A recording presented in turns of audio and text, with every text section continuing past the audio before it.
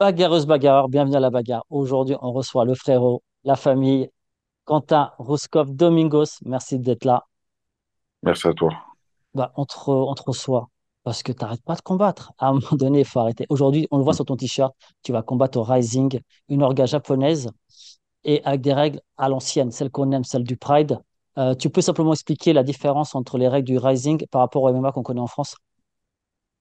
Écoute, c'est assez simple. On aura droit au penalty, écrasement de tête, genou à la tête au sol et les coups de haut en bas, tu sais, de midi 6 heures comme ils disent, je pense, un truc comme ça. Ouais, Ouais, c'est ça. exactement.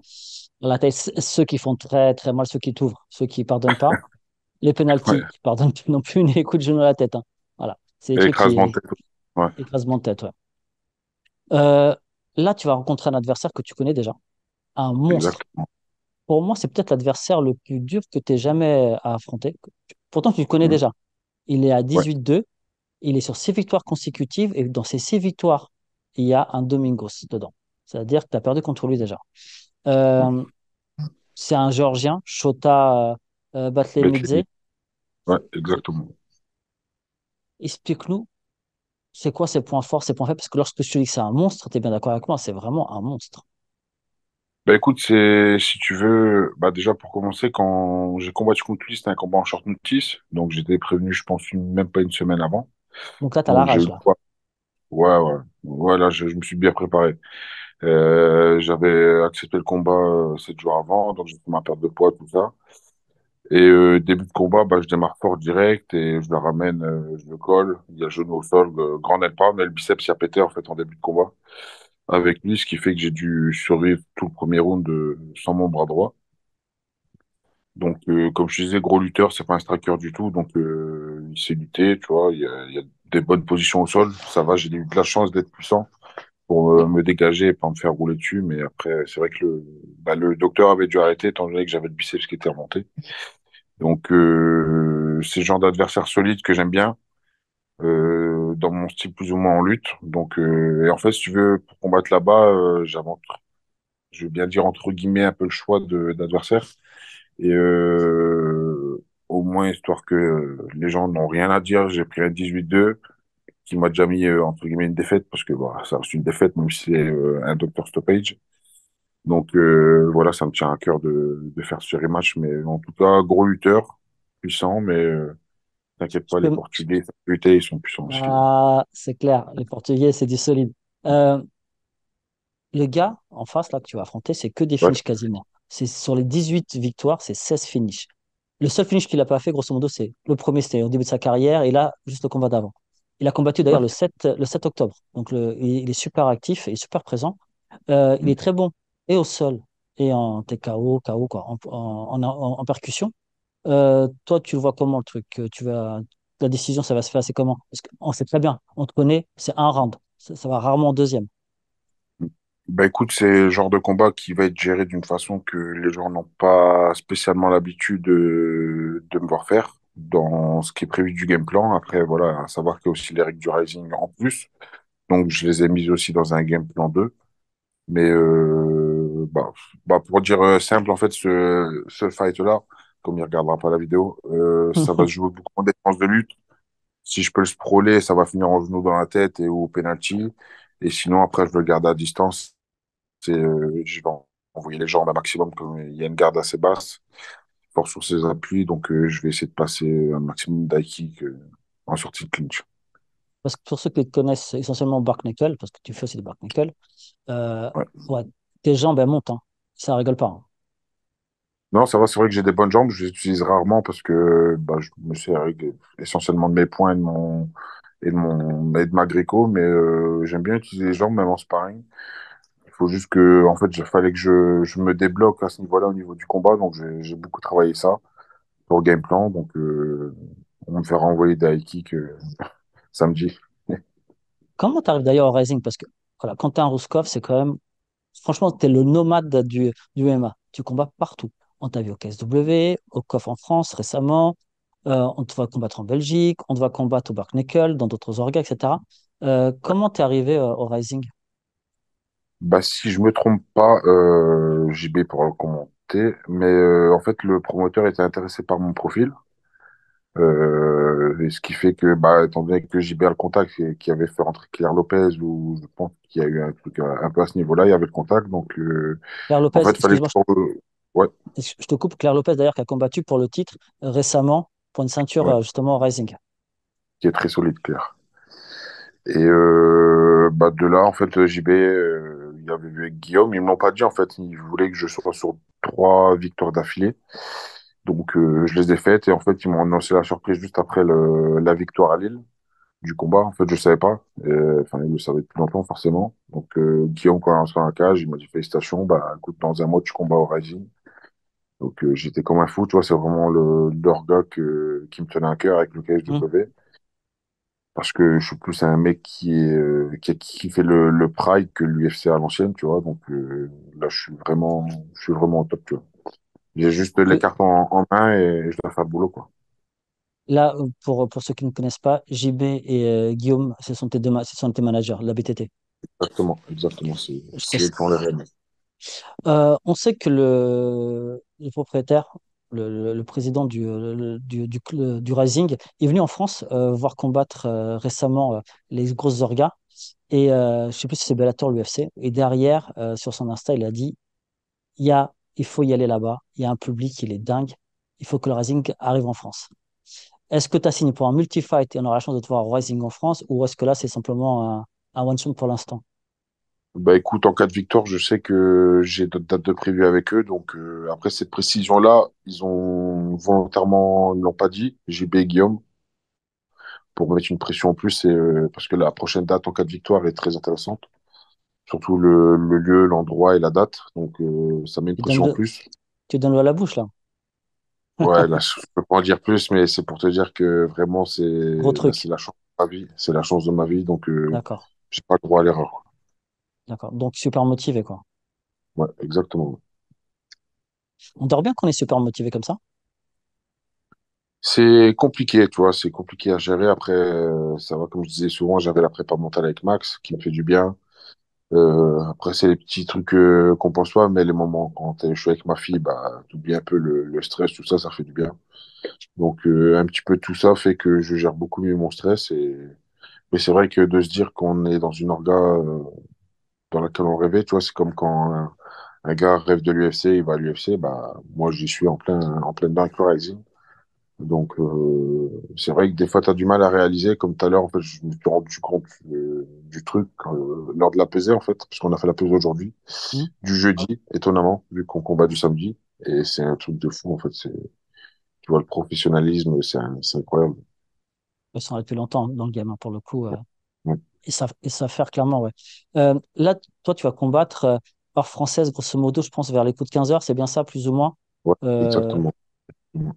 Ça fait quoi l'organisme de combattre aussitôt? Comment on se prépare? Parce qu'il faut manger. Forcément, tu dois manger beaucoup plus tôt. Mm. Laisser le temps de, voilà, de digérer, etc. Comment ta journée de samedi au lever, ça va être quoi? Ça va être te lever à 6 heures? Non, bah écoute, moi ça va, je suis m'acclimater aux horaires d'ici, c'est-à-dire que bah, chez nous là il est minuit 30. Et t'as vu, mon corps est habitué comme si qu'il était minuit 30 en France. Donc en fait quand je me lève à 9 heures, tout ça, je ressens plus le décalage. Donc je vais me lever tranquille, petit-déj, petite sieste, le repas du midi, sieste, après je mange plus jusqu'au fight. De manière générale, je fais toujours comme ça. Et je fais mes petits exos, mes trucs digestifs et tout ça. Et puis voilà. J'ai mes 2 petits repas, mes mini collations, tu sais, pendant l'après-midi, quoi. Donc, ouais, donc t'es prêt pour y aller, j'allais dire pour défoncer l'autre, mais voilà. C'est le naturel qui revient en galop quand je suis avec toi. Euh, Là, comme je disais tout à l'heure, c'est qu'on kiffe te voir combattre. Et on aimerait te voir combattre un peu plus souvent en France. C'est-à-dire que c'est là, si tu signes pour un multi-fight derrière, c'est-à-dire qu'en France, on ne te reverra pas. Si tu seras en exclusivité avec eux. Non, l'avantage du Rising, c'est qu'il me laisse combattre aussi ailleurs. Donc, je peux combattre en France, comme en Belgique, comme où je veux, en fait. Tant qu'on les prévient, tu sais, ça leur pose pas de problème. Dernièrement, tu as vu un combattre en France, depuis que ta suspension a été levée. Est-ce qu'il y a une grosse orga? Même si je dis pas que les autres organes ne sont pas sympas, hein, au TT, mais voilà, il y a des organes quand même qui sont plus importantes que d'autres, qui sont plus médiatisées, qui ont cette visibilité de la télé aussi, qui sont diffusées. Il n'y en a aucune qui est rentrée en contact avec toi ou qui aimerait t'avoir? Si je sais qu'il y a eu, si je me trompe pas, l'Hexagone, mais pour te dire, si je dois revenir en France, ce sera essentiellement au KOF. D'accord, ok. Là, ils sont bien, on a des arrangements qui sont très très bien, et il va peut-être avoir aussi des dates qui seront plus ou moins proches de chez moi ou intéressantes pour mon public, donc je ne peux pas en dire plus forcément. Hmm. Mais si je fais un retour en France, ce sera essentiellement au KOF. KOF. Non, vivement le prochain KOF alors. Attendons le prochain Rising en Et on ne France. sait pas, parce qu'ils ont un bon programme et ils ont de belles ambitions, donc il y en aura plusieurs, dans Ok. plusieurs villes. Ah, super. En parlant de proche de chez toi, il y a ton club où tu t'entraînes aussi, où il y a Mustapha Aïda Ouais, qui s'entraîne également là-bas. Et on va bientôt le voir d'ailleurs à Arès pour un gros combat. ouais. Euh, Qu'est-ce que tu penses d'ailleurs de Mustapha par rapport à ce combat? Tu le sens comment? Bah, moi, c'est le petit père, Mousse, tu vois, donc franchement, je serai toujours derrière lui et honnêtement, aux entraînements, il le ménage pas. Il le déboîte à chaque entraînement, ils font des entraînements de fou furieux, la prépa se passe super bien pour lui. On assiste souvent à ses sparring, à ses temps, tout ça, et franchement, il prend ce fight au sérieux comme tous les autres, mais celui-là, franchement, je le sens vraiment très bien. Il est conscient de comment ça peut se passer, de toutes les éventualités qu'il peut y avoir dans ce fight. Donc, même si pour beaucoup sur papier, ils pensent que il va se faire rouler dessus, moi, je croirais toujours en lui. De toute façon, c'est le petit frère, comme je te disais. Et ouais, je te dis, je pense que on aura une belle surprise à la reste. Vivement cet Arès parce que franchement, il va être Ouais, explosif, hein. Quand tu vois la carte, elle est très belle. ouais, c'est obligé d'y assister. Oh, bah, de toute façon, on se verra là-bas, hein, comme d'hab. Euh, Revenons au Roscoff qu'on aime aussi, c'est-à-dire le bagarreur, celui qui va au Barknuckle. Est-ce qu'on aura la chance de te revoir aussi bientôt au Barknuckle? Ouais, j'avais eu des possibilités, mais non, c'était un peu projeté pour le MMA, Guillaume et JB. Mais comme je te disais, j'ai l'avantage de pouvoir combattre partout. Donc, à voir si cette année, on peut le faire comme ça va être serré. Parce que je sais qu'il y a un BKFC le 16 novembre. Donc, on ne sait jamais s'il y a un short notice à prendre en poids lourd, je le ferai ou non. Parce que, comme je te disais, plus ou moins dans la zone décembre, si je gagne ce combat-là, il y aura une prochaine date Rising. Donc, est-ce que je me focalise sur la date Rising ou sinon j'accepte le short notice s'il y en a un? Parce que, ou ailleurs pour le Barnacle, moi, de toute façon, je touche dans tous les pays. Mais j'aimerais bien retourner en Barnacle, c'est sûr. Mais après, là, c'est sûr que ce sera toujours priorité Rising.